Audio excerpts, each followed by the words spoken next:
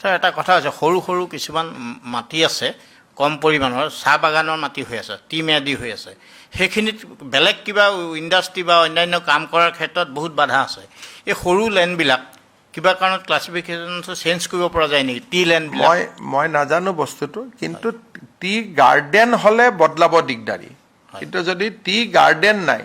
খালি মাটিখিনি এনেই পৰি আছে তেতিয়া কথাটো বেলেগ নাই এটা সময়ত কি আছে সৰু সৰু বাগানবিলাক খোলোতে সেইবিলাক টি ম্যাদি কৰা হ'ল কিবা সুবিধা পাম বুলি এতিয়া প্ৰব্লেম হৈছে কিছুমান মানুহৰ যে তেওঁলোকে চাহ বাগানটো উঠাই বেলেগ কিবা কৰিব খুজিছে সেই বিষয়টো কেশৱ মহন্ত ডাঙৰীয়াৰ লগত কথা পাতিব অলপ চাব লাগিব যে তেওঁলোকে সিলিঙৰ ওপৰত মাটি ৰাখিছিল নেকি সিলিঙৰ ওপৰত মাটি ৰাখিব পাৰে অকল বাগান বুলি গতিকে বাগান কৰিম বুলি তেওঁলোকে সিলিঙৰ ওপৰত মাটি ললে এতিয়া বাগান নকৰো বুলি কৈ বিক্ৰী কৰিব খুজিব